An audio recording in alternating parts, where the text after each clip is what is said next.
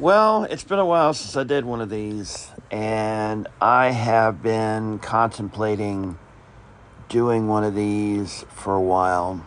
So, why not? It's the 13th of June, 2026, um, and I'm here to talk about America 250, the 250th anniversary of the independence of America, or the Declaration of Independence of America. Technically, we did not win that until almost, actually, over 5 years later, um, at the Battle of Yorktown. Um, that's where we officially got the surrender from Cornwallis. But who's to hold that back from a great story? Um, I was 5 years old the last time we had one of these. It was a bicentennial.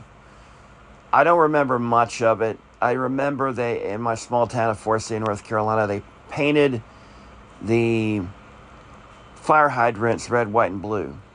And for many years after that, well into when I was in high school, and maybe even after I graduated high school, they still had some of those painted red, white, and blue until eventually they painted them all red, and I think eventually they painted some of them yellow and such. But they had it for quite a while, red, white, and blue, all through the downtown area. And we had a day-long celebration in downtown, and I remember my mom buying me a balloon, and they had this big, gigantic pine tree in the middle of the town square. Forest City's main street is actually split. Um, the traffic actually goes around a small square, actually squares, through the downtown area. If you ever look up the downtown of Forest City, North Carolina, and you'll see what I'm talking about. So there's this big tree, and it's right across from the fountain in that one square, and the main square actually. And I'm 5 years old. And I'm about to start kindergarten, and I'm not understanding everything that's going on. And I accidentally let the balloon go, and the balloon goes all the way up in the tree, and it stays there. And my mom's none too happy, but she's not exactly freaking out, you know. She later told me she kind of laughed about it, but she didn't want to do it at that particular time because it might encourage me to actually ask for another balloon, which I actually did, but she was like, "Nope, you had your one chance, son," and that bummed me out. But that's really the only remembrances I have of our bicentennial celebration from that particular day. I do remember they had the symbol. I do remember they had these little minutes they would have on CBS about the bicentennial leading up to the big day. There were documentaries galore and all that. I kind of saw that because my grandfather's really into that stuff. And I thought this was going to be a big deal for the America 250. I am surprised, quite honestly, at how little this has generated, especially in my local community. I thought we were going to have a parade. I thought we were going to have like a huge weekend, because this is on a weekend.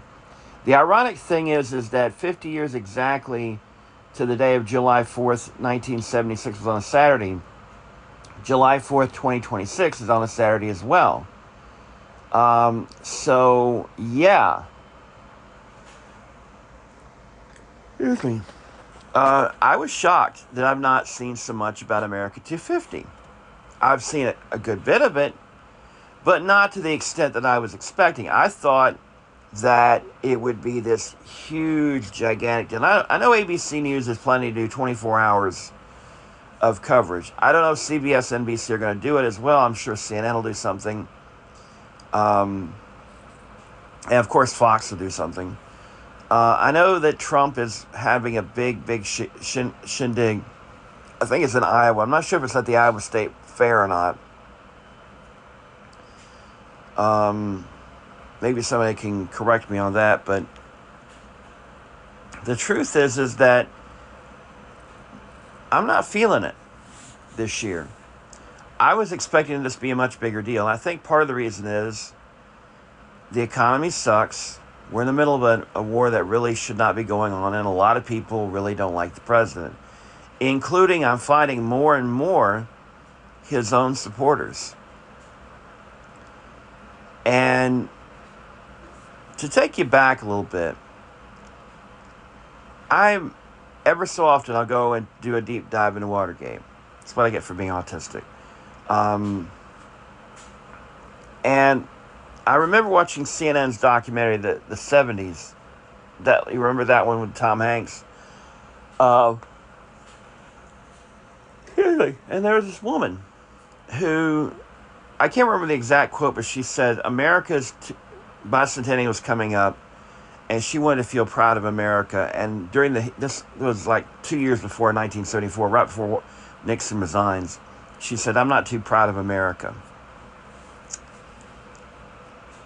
And I have to say this, in all honesty. I'm not really that proud of America right now.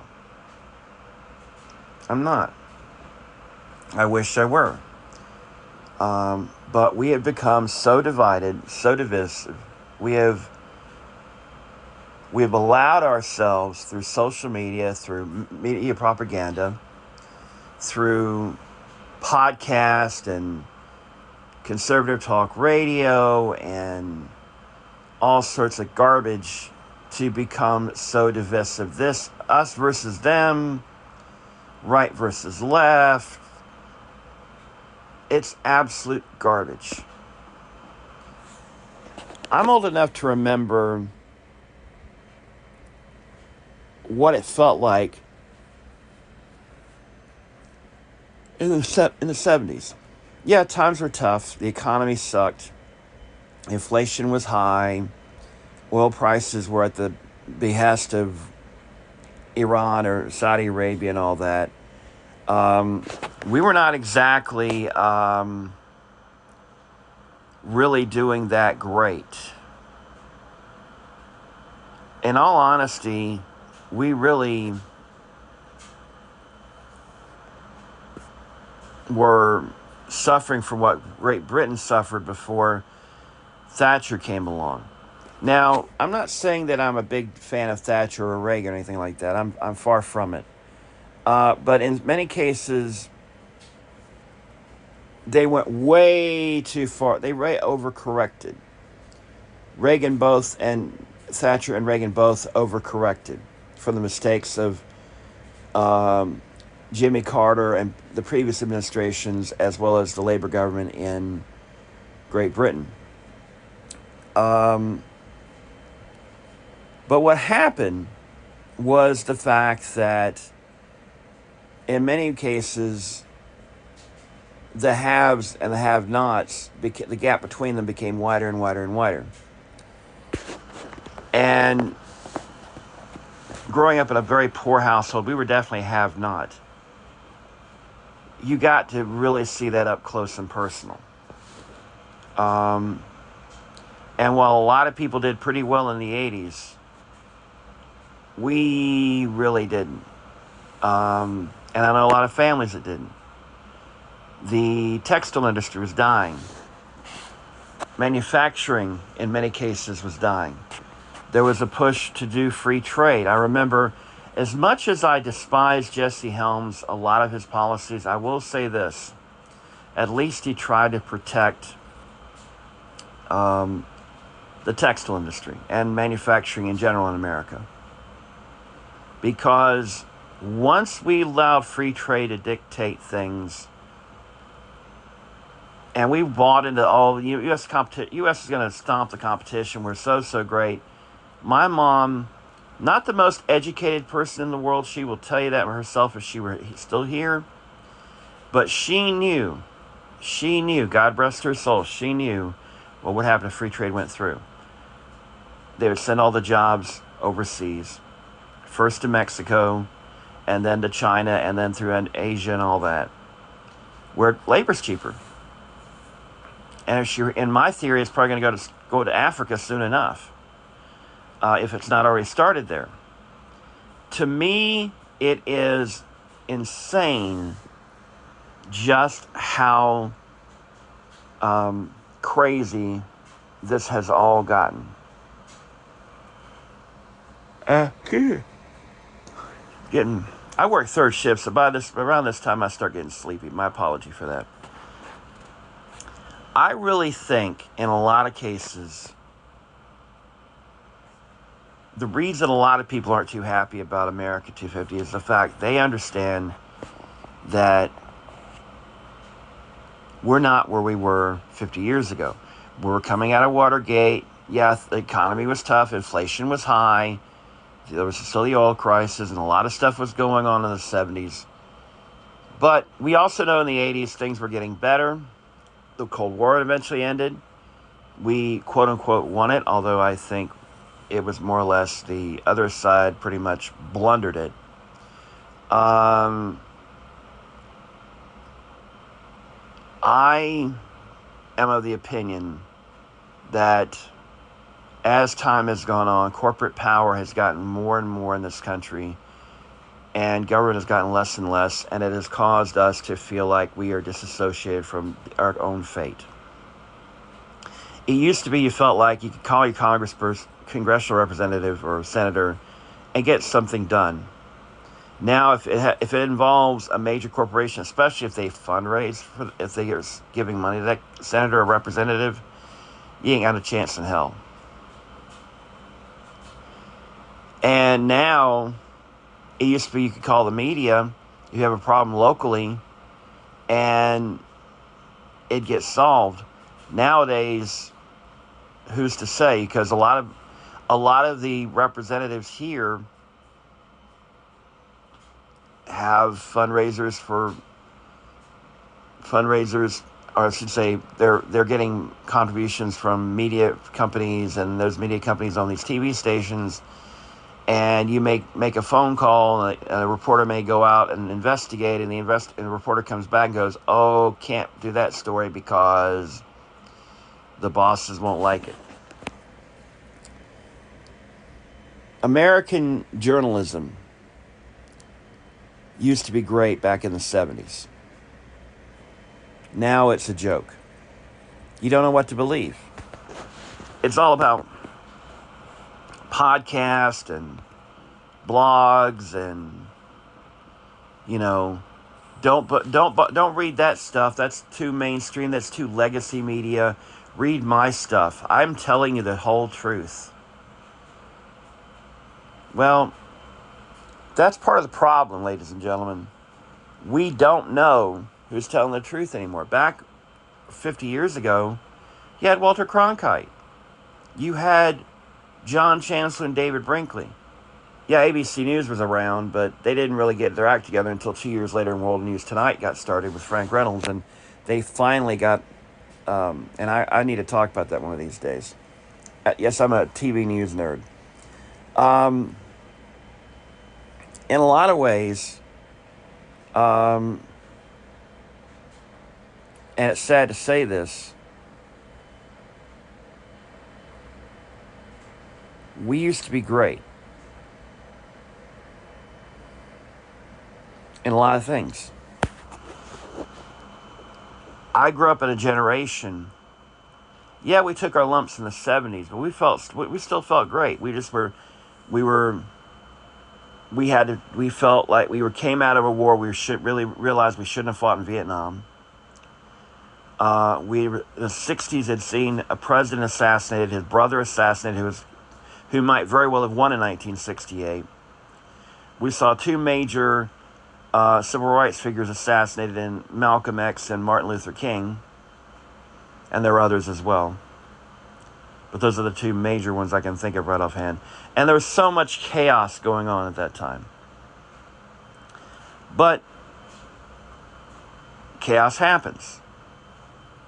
80s, hey, we still had plenty of chaos, But the feeling was we were getting our mojo back. America was getting, we had a space shuttle, we had Reagan, we had the economy starting to finally stabilize, or so we thought. The stock market was booming. Things were slowly but surely getting better for all of us. Technology was evolving. We had cable TV. We had cordless phones. We had a bit later on cell phones and all this. And through the 90s and such, we felt like things were getting better. And it seems like at the turn of the century, things really started going downhill. And there's no one person to blame. And it's easy. Well, it's George W. Bush. He shouldn't have won in 2000. Well, I don't think it would have mattered. Here's the reason I think we're falling apart. Our government is hopeless against corporate power nowadays. It is. Corporations effectively run our government. It doesn't matter who you vote for in a lot of ways, because unless it's like a Bernie Sanders or somebody like that, who, and even he's not perfect either.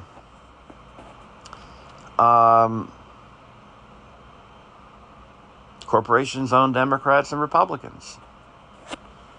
Corporate media, in many cases, are determining what stories what you see. It's kind of funny that you have all these right-wingers complain about corporate media, but yet corporate media is in general turning more conservative as time goes on. Look at the fact the Ellison family bought Paramount, and now they bought Warner Brothers Discovery. And I just read today, was it yesterday or today, that they bought, well, not bought, but they got approved for the merger between Paramount and Warner Brothers Discovery. So now CNN and CBS will be under the same umbrella. And the Ellisons are not really that liberal. And Barry Weiss has been basically turning their flagship program, 60 Minutes, into a mouthpiece for conservatism. They just fired Scott Pelley because he basically stood up and told the truth about what was going on there.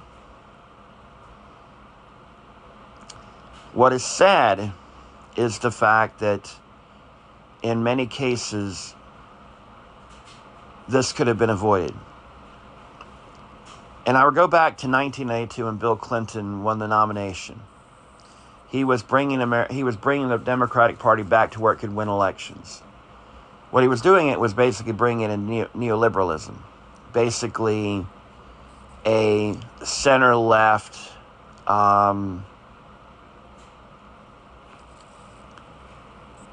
position where they're more corporate friendly, they're more business friendly.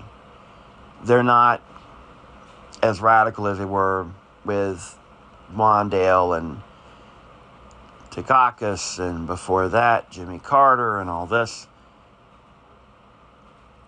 Bill Clinton was smooth talking. There's a reason they call him Slick Willie. The truth is, he was more conservative than a lot of people give him credit for being. Yes, he wanted national health insurance, but let's face it. It was taking an example from Massachusetts, where Mitt Romney, a Republican, had set up what they called, I think, Romney Care. Hold on to that thought. But I digress. I'm getting way off tangent here, but the truth is that it started going really downhill about the turn of the century. September 11th happens. We all know that what happened then. And I think what we're seeing right now is Osama bin Laden's ultimate revenge. Because he wanted to turn Americans against one another. And he wanted to give Americans an enemy they could be afraid of. And terrorism is something that strikes anywhere. I'll tell you the God's honest truth. For many, many years, I never wanted to go to anything Black Friday, the day after Thanksgiving, the sales, because I was scared that with all those crowds and such, one or two people may decide, I'm going to blow myself up. I'm going to hide a machine gun or an assault rifle underneath my coat, open up. Yeah, you'll kill a few people with the bullets, but you'll kill even more with the sheer panic of the stampede of people getting the hell out of there. And remember, terror isn't just all about killing people. It's the fact that people are afraid, and they change their habits, and they're worried constantly. Because remember, in the days after 9/11, we were worried it was going to happen again. And think about it now. With the war in Ukraine, drones and all that, drone technology has gone through. And I was thinking about this the other night at work. At my very dull job in a plastics plant. As I was actually listening to a podcast about the Ukraine war. All these drones, who's to say that with the Middle East, a terrorist group decides, hey, let's buy some drones, say from Iran. We get them through the Strait of Hormuz. We pass them through different areas and such to kind of people, so the CIA and other intelligence agencies lose the trail.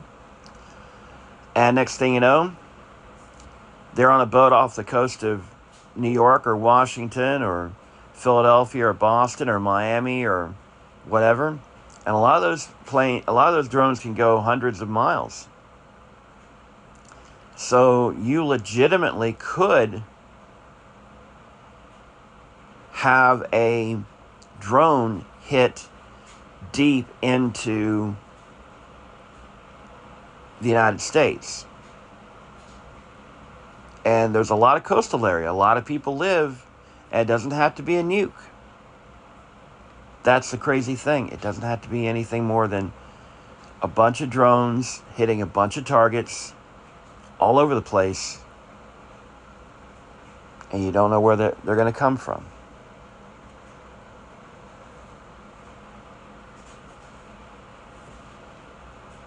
And I was thinking about that the other night, and I thought, it's a crazy world. We're coming up on the 25th anniversary of 9/11 this September. I need to do another podcast for that. For the record, I was working third shift at another job. I literally slept through it. I did not know what was going on until 3 p.m. that afternoon when I woke up. And I turned on the television, and I'd turned it off on ESPN, and I turned it on, it was on ABC, and I thought, no, it can't be right. Nope, I had it on ESPN. They just were taking the feed from ABC News. And that's when I realized the world had changed. In the 25 years almost since 9/11, we have become a paranoid society. We're afraid of people. We're afraid of the immigrant. We're afraid of... We have degenerated into a society that is scared of the other.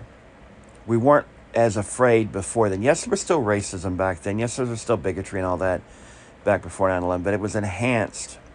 We had an excuse. First was, hey, let's hate all Muslims. We're going to hate them even more now. Now we hate everybody that's not us. And what happens is the corporate elites, the rich elites, feed into that because it protects them from scrutiny. Go back to France, 1789. The poor were all together. They stormed the Bastille. The next thing you know, a lot of these aristocrats, a lot of these rich people were losing their heads, literally. Eventually they got the king and queen.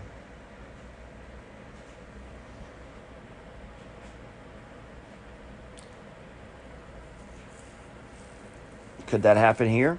Of course. And the elites know that. That's why they will twist religion and turn it to where it's turning people against one another, turning entire denominations against one another. That's why we have culture wars. It's to distract from the class wars that they are deathly afraid of. Once the poor right-wingers and poor left-wingers realize they have far more in common than they have apart, yeah. And that's what scares the Jeff Bezoses, the Elon Musk, the Larry Ellisons, the Zuckerbergs, these other billionaires. They're scared. And they will stop at nothing to prevent that from happening here. And that will include inciting a civil war. That will include doing whatever it takes to protect their sorry asses. We know it's coming. Revolution is not an easy thing. We mystify the American Revolution. The truth is that the British Empire was very well extended, and we had help from France to eventually get our independence. But the truth is that England was overextended, and that we were basically won the war by guerrilla tactics and by wearing down the world's best army that was already overextended and, having to deal with the same issues that our military dealt with, which was supply issues and all that, and eventually got to the point where Britain had far more going on than they could sustain. That was the beginning of the end of the British Empire, by the way, when they lost the colonies, when they lost the United States of America. That was the end. That was the beginning of the end, which culminated in the 1940s when, after World War II, Britain pretty much lost almost all of its empire, and eventually, but by the time I was born, it was down to a few islands: Northern Ireland, Scotland, Wales, and England.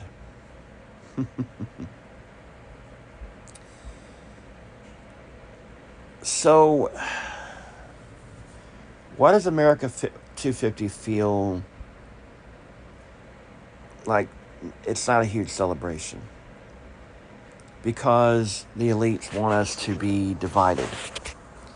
They want us to be suspicious of each other. They've got people who wave their flags and all this and also claim that they're the real patriots, but they'll also at the same time look at anybody that disagrees with them on their political stances and go, they're not patriotic.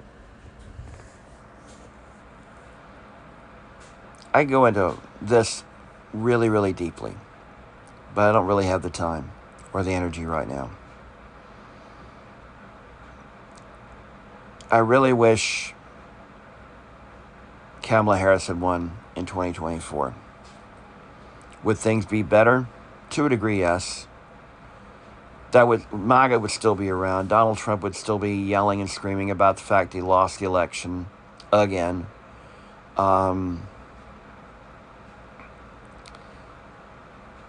We would still be in a lot of ways in a very bad spot, and there would be still plenty of people who'd be like, I don't really want to celebrate America 250. The problem is not Democrats and Republicans. The problem is the fact that average working people, average folks, feel like they don't have any way to discuss, any way to feel like they have any input whatsoever in their fate. The workplace has gotten worse. Worker rights has gotten worse in this country. The economy is going bad, so now you're afraid of losing your job because you might not find another one. Prices are going through the roof. Wages aren't going up. Not nearly enough to keep up with inflation. And with what's going on with the war in Iran right now, you don't know, you have no idea how much gas is going to be within the next month, much less the end of the year. You have a president who is insane, crazy, delusional, and his side doesn't understand that this is not normal. This is not good. We're unstable. We have an unstable leader, and he's producing an unstable government, and we have a Congress that's not willing to do anything about it.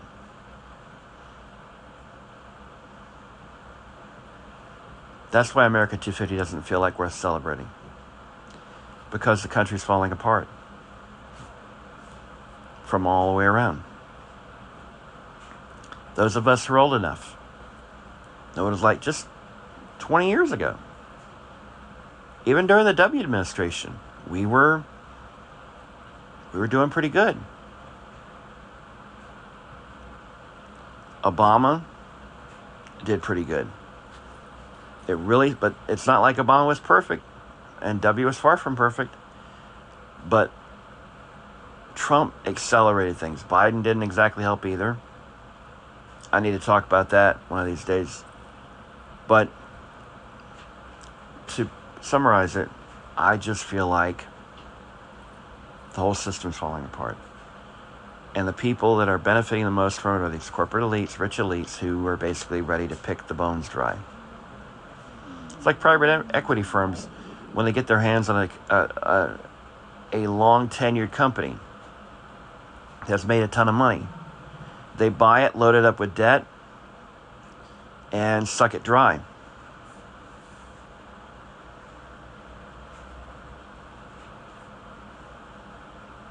It sucks. It shouldn't be that way, but it is.